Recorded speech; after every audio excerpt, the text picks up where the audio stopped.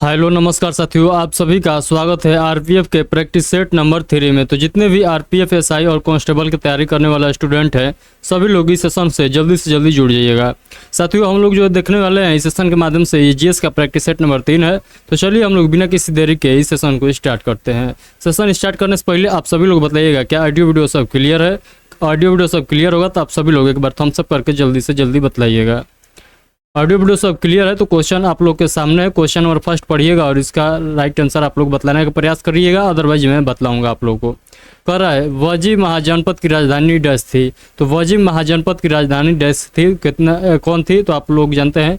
वजी महाजनपद की जो कैपिटल था, वजी महाजनपद की कैपिटल ये वैशाली थी। वैशाली जो कहाँ है तो वैशाली बिहार में, यानी ऑप्शन नंबर सी इस क्वेश्चन का राइट आंसर हो जाएगा।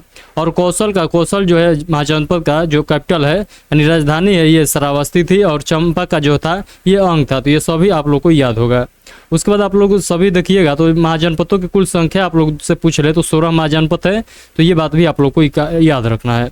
तो चलिए ये जो है ये पूरा क्वेश्चन के आप लोग को पूरा व्याख्या मिल जाएगा।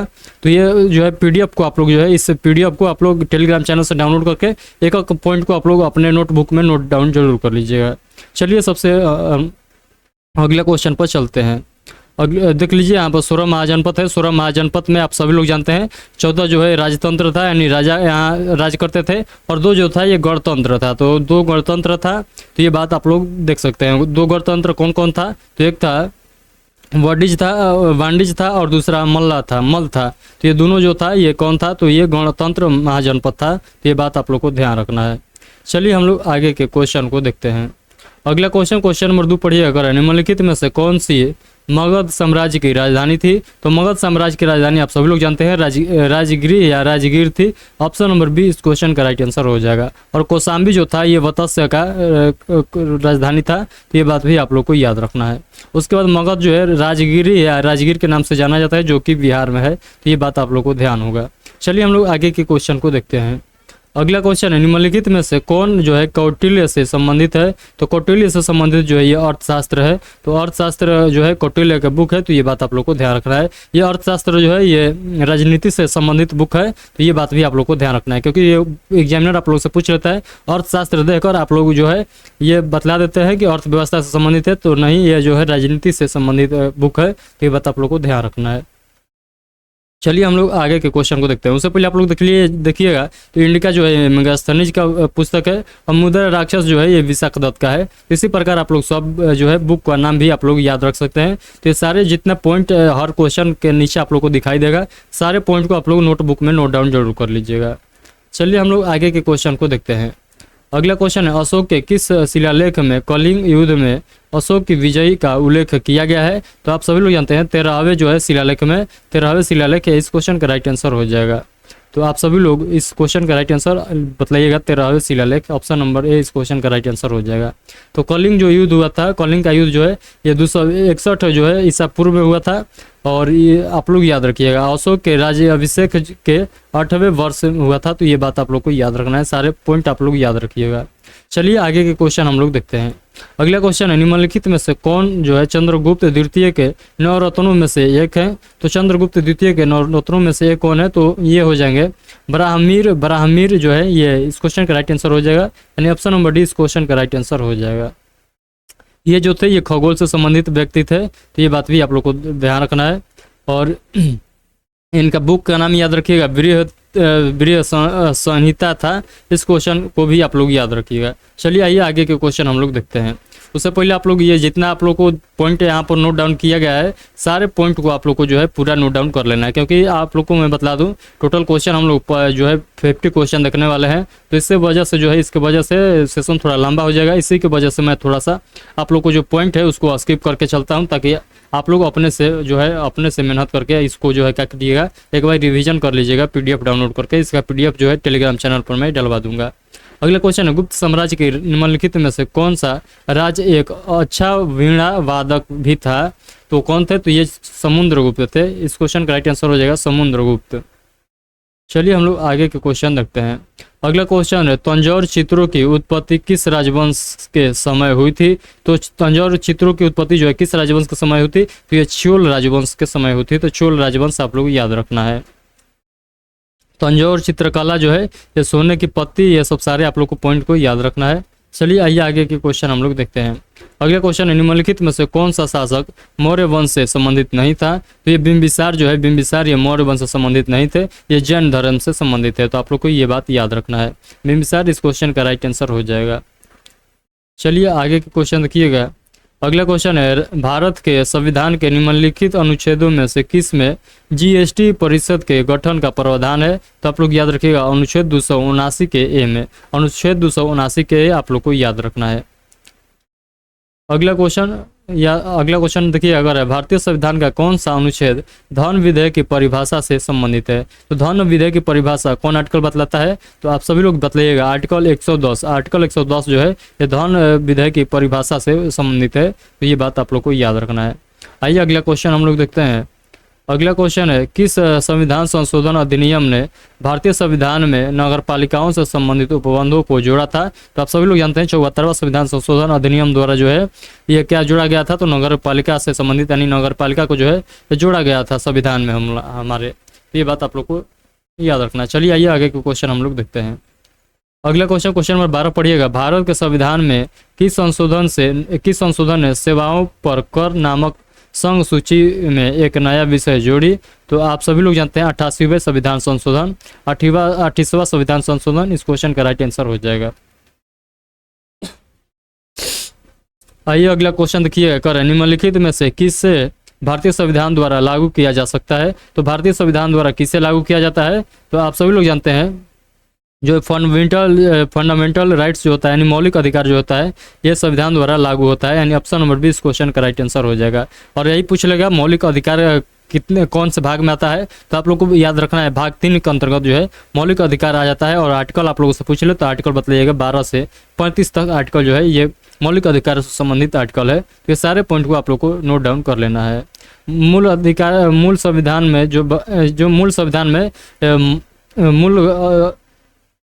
मूल अधिकारों की संख्या जो था ये 7 था, लेकिन वर्तमान में जो है 6 है। ये बात भी आप लोग को याद रखना है।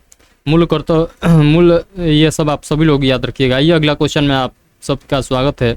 अगला क्वेश्चन देखिएगा, कर है रंगराजन समिति डैश से संबंध है? तो रंगराजन समिति जो बना था ये गरीबी का आकलन से संबंधित बना था, यानी गरीबी का आकलन करने के लिए रंगराजन समिति बनाया गया था। यानी ऑप्शन नंबर डी इस क्वेश्चन का राइट आंसर हो जाएगा।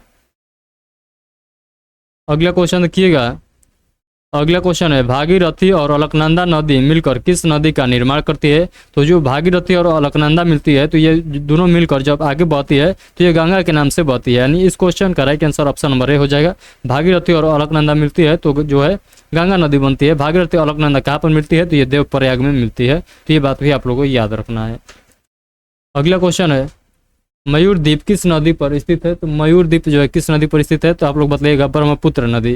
ब्रह्मपुत्र नदी और जो है सिंधु नदी का उद्गम स्थल जो है एक ही है। मानसरोवर झील से जो है दोनों नदी निकलती है, ब्रह्मपुत्र नदी और कौन सी नदी? तो और सिंधु नदी। ब्रह्मपुत्र नदी भारत में जो है ये अरुणाचल प्रदेश के रास्ते प्रवेश करती है, और ये बात भी आप लोग को याद रखना है। और जो है भारत के बाद यानी बांग्लादेश में ये नदी जो है ये और गंगा नदी यानी ब्रह्मपुत्र नदी और गंगा नदी दोनों मिलकर ये बंगाल के खाड़ी में गिर जाती है। तो ये सारे पॉइंट को आप लोग को याद रखना है।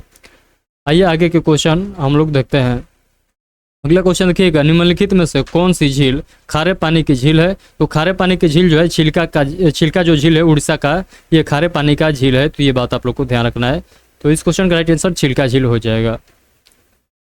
अगला क्वेश्चन है, उसके बाद एक पॉइंट और आप लोग याद रखिएगा, जो सुपरियार झील है विश्व का सबसे बड़ी मीठे पानी का झील है। तो ये भी आप लोग को याद रखना है। सुपरियर जो झील है, सुपरियर झील विश्व का सबसे मीठे पानी का झील है। तो ये बात भी आप लोग को याद रखना है। और भारत में कह देगा कि सबसे बड़े मीठे पानी का झील, तो आप लोग को याद रखना है बुलर जो जम्मू कश्मीर में है। तो ये सारे पॉइंट आप लोग को हर हाल में याद रखना है। आइए आगे क्वेश्चन हम लोग देखते हैं। अगला क्वेश्चन है, निम्नलिखित में से कौन सी भारत में स्थित मीठे पानी की झील नहीं है? तो मीठे पानी की झील नहीं है इसमें से आप लोग देखिएगा। तो इसमें जो है लोकटक ये इस क्वेश्चन का राइट आंसर हो जाएगा। लोकटक जो है ये क्या हो जाएगा? तो इस क्वेश्चन का राइट आंसर ऑप्शन नंबर जो है बी हो जाएगा। तो चलिए हम लोग आगे के क्वेश्चन को देखते हैं। अगला क्वेश्चन है, कोलेरू झील कहाँ स्थित है? तो कोलेरू झील जो है ये आंध्र प्रदेश राज्य में स्थित है। तो कोलेरू झील कहाँ है? तो आंध्र प्रदेश इस क्वेश्चन का राइट आंसर हो जाएगा। अगला क्वेश्चन है, निव्वल अप्रत्यक्ष करों की गणना के निम्नलिखित में से कौन सा सही सूत्र है? तो आप सभी लोग बताइएगा। अप्रत्यक्ष कर यानी indirect tax plus indirect tax minus subsidy, यानी ऑप्शन नंबर बी इस क्वेश्चन का राइट आंसर हो जाएगा। तो इस क्वेश्चन का right answer option number B आप लोग याद रखिएगा। उसके बाद अगला क्वेश्चन है, निम्नलिखित में से किससे आर्थिक विकास का एक अच्छा संकेत माना जाता है? तो ये किससे माना जाता है? तो ये सकल घरेलू उत्पाद जिसे जीडीपी कहते हैं, जीडीपी में स्थिर वृद्धि को जो है ये अच्छा संकेत माना जाता है आर्थिक विकास के लिए। तो इस क्वेश्चन का right answer option number C हो जाएगा। अगला क्वेश्चन देखिएगा, क्वेश्चन पढ़िएगा। सकल राजकोषीय घाटा ज्ञात करने के लिए निम्नलिखित में से किस सूत्र का उपयोग किया जाता है? तो आप सभी लोग बताइएगा। कुल व्यय प्लस गैर ऋण सृजक प्लस पूंजीगत प्राप्तियाँ, ये सब जो है जोड़ देंगे तो क्या निकल जाएगा? तो राजकोषीय घाटा निकल जाएगा। तो ये इस क्वेश्चन का right answer option number B हो जाएगा। तो ये आप लोग को याद रखना है। चलिए अगले क्वेश्चन देखिएगा, कर है अर्थव्यवस्था के आकार के लिए सर्वाधिक प्रयुक्त माप कौन सा है? तो आप सभी लोग बताइएगा। जीडीपी। जीडीपी यानी इसका फुल फॉर्म आप लोगों से पूछेगा तो नेट डोमेस्टिक प्रोडक्ट हो जाएगा, सॉरी इसका फुल फॉर्म जो है ग्रोस डोमेस्टिक प्रोडक्ट हो जाएगा, यानी जीडीपी इसका फुल फॉर्म हो जाएगा ग्रोस डोमेस्टिक प्रोडक्ट हो जाएगा। तो सकल घरेलू उत्पाद आप लोग को याद रखना है, इस क्वेश्चन का राइट आंसर हो जाएगा। अगला क्वेश्चन है, निम्नलिखित में से कौन सा सरकार की उधारी आवश्यकताओं को इंगित करता है? तो ये हो जाएगा राजकोषीय घाटे। राजकोषीय घाटे जो है ये सरकार की उधारी आवश्यकताओं को इंगित करता है। इस क्वेश्चन का right answer option number A हो जाएगा। अगला क्वेश्चन देखिए, अगर है विद्युत बल्ब में प्रकाश देने वाले पतले तार को डैश कहा जाता है? तो विद्युत बल्ब में जो आप लोग देखे होंगे जो स्प्रिंग टाइप पर आप लोग को दिखाई देता होगा वो किसका बना होता है? तो वो जो होता है फिलामेंट उसको बोलते हैं, यानी इस क्वेश्चन का राइट आंसर हो जाएगा फिलामेंट। तो वो जो बना होता है उसका नाम जो है फिलामेंट होता है और यह टंगस्टन से बना होता है। तो ये बात आप लोग को ध्यान रखना है। अगला क्वेश्चन है, इनमें से कौन विभवांतर के समानुपाती होता है? तो विभवांतर के समानुपाती जो होता है ये धारा होता है। तो धारा जो होता है ये किसका समानुपाती होता है? तो विभवांतर के समानुपाती होता है। अगला क्वेश्चन है, घर्षण बल के बिना निम्नलिखित में से कौन सा कार्य कठिन है? तो घर्षण बल के बिना जो है कौन सा कार्य कठिन है? तो आप सभी लोग जानते हैं गीले संगमरमर के फर्श पर चलना जो है बड़ी मुश्किल हो जाता है। अगर घर्षण वहाँ पर जो है अगर संगमरमर जो है गीला हो जाएगा तो वहाँ पर घर्षण बहुत कम लगेगा, जिसकी वजह से पैर फिसल सकता है। तो इस क्वेश्चन का राइट आंसर जो है ऑप्शन नंबर बी हो जाएगा। तो जो है पानी जो है टाइल्स वो पानी रहेगा तो गोड़ फिसल सकता है, क्योंकि वहाँ पर घर्षण बल जो है पूरी तरह से काम नहीं करता है। अगला क्वेश्चन देखिएगा, त्रिक बिंदु को किस प्रकार जो है परिभाषित किया जा सकता है? तो त्रिक बिंदु जो है किस प्रकार परिभाषित करिएगा? तो आप लोग बताइएगा। तापमान और दाब की स्थिति जिसके तहत किसी पदार्थ के गैसीय, द्रव और ठोस चरण समावस्था में मौजूद हो सकता है, यानी इस क्वेश्चन का राइट आंसर आप सभी लोग बताइएगा, ऑप्शन नंबर डी हो जाएगा। अगला क्वेश्चन पढ़िएगा, क्वेश्चन नंबर 29 पढ़िएगा। डैश में ऊष्मा एक गर्म पदार्थ से ठंडे पदार्थ में ऊर्जा स्थानांतरित का एक प्रकार है। तो ये जो हो जाएगा ऊष्मा गतिकी में क्या होता है? तो ऊष्मा एक गर्म पदार्थ से ठंडे पदार्थ में ऊर्जा का स्थानांतरण करता है। इस क्वेश्चन का right answer option number C हो जाएगा। आइए अगला क्वेश्चन देखिएगा, कर है निम्नलिखित में से कौन सा कथन सही है? तो सभी कथन को आप लोग को लाइन बाय लाइन पढ़ना है। तो आप लोग जिस कथन सी में पहुंचिएगा तो कर रहा है हमारा शरीर 7.0 से 7.8 pH के बीच कार्य करता है। तो इस क्वेश्चन का right answer option number C हो जाएगा, यानी बिल्कुल करेक्ट बात ऑप्शन नंबर सी में कहा गया है। आइए अगला क्वेश्चन देखते हैं हम लोग।